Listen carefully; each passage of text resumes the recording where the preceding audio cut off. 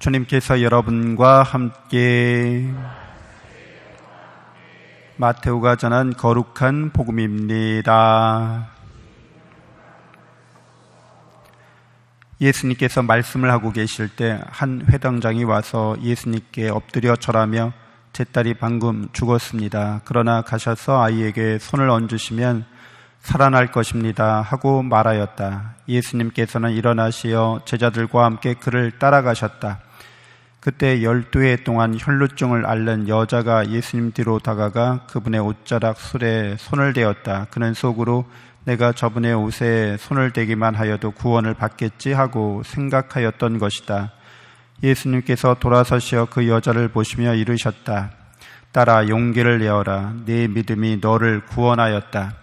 바로 그때 그 부인은 구원을 받았다. 예수님께서 회당장의 집에 이르시어 피리를 부는 이들과 소란을 피우는 군중을 보시고 물러들 가거라. 저 소녀는 죽은 것이 아니라 자고 있다 하고 말씀하셨다.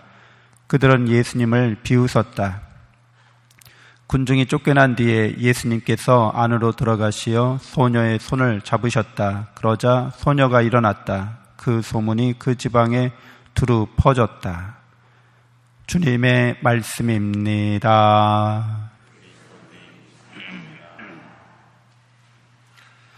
참 예수님, 하나님의 복동이 고맙습니다. 고맙습니다.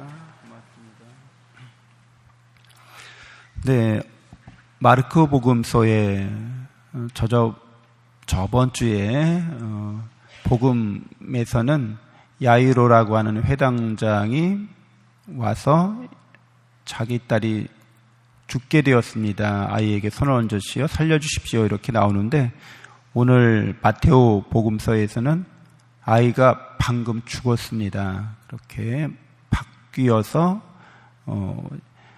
상황이 설명되고 있습니다.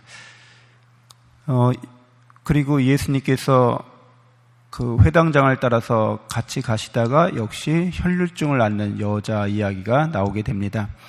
근데 율법에 따르면 이렇게 시체를 손으로 만진다든가 또는 이렇게 병을 앓고 있는 사람들, 특별히 이렇게 혈루증을 앓고 있는 사람들을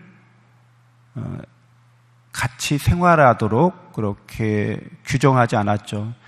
그러니까 죽음이나 질병, 또 전염성 질병에 대해서는 이렇게 격리를 시켰습니다. 그러니까 율법에 따르면 부정하다고 이렇게 판단되는 사람들인 거죠. 죽은 사람들 또는 병을 앓고 있는 사람들에 대한 격리를 율법으로 이렇게 정해 놓았습니다. 근데 오늘 복음에 등장하는 사람들은 다 그것을 명확히 알고 있음에도 예수님께 제 딸이 죽었는데 손을 얹어서 이렇게 접촉해서 아이를 살게 해달라고 하고, 여인은 자기가 부정한 사람이기 때문에 사람들 이렇게 많은 곳에 가면 안 되고 누구에게 접근해서도 안 됩니다. 그런데도 예수님의 옷자락에 이렇게 손을 대고 있습니다.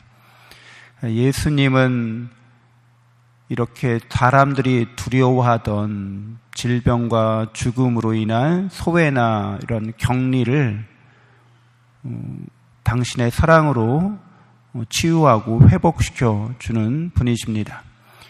하나님의 사랑이 이제 우리에게 질병과 죽음으로 인한 두려움과 또는 이런 공포를 해결해 주시는 분이신 거죠.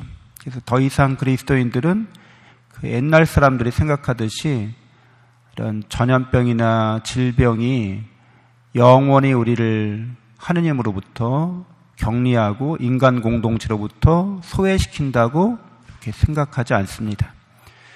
오늘날에는 물론 의학이 발전했기 때문에 의학적인 차원에서 이렇게 접근하지만, 옛날 사람들은 그런 의학 지식이 별로 없었기 때문에 이것이 영원한 소외가 되고 격리가 된다고 그렇게 받아들였던 거죠.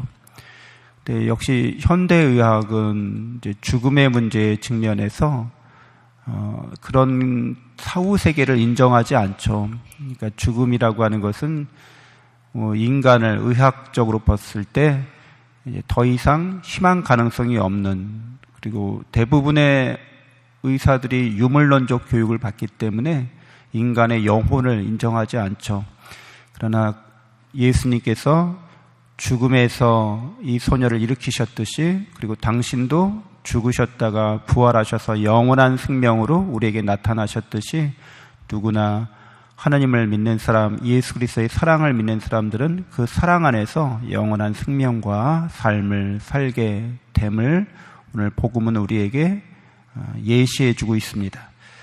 우리들도 하나님의 사랑으로 우리의 인생을 살아가고, 또 그 하나님의 사랑으로 우리가 영원한 생명과 삶을 이 세상에서부터 이렇게 살고 있음에 대해서 늘 하나님께 감사하고, 이런 하나님의 사랑을 잘 증거하고 실천하는 우리가 되어야겠습니다. 잠시 눈을 감고 묵상하겠습니다.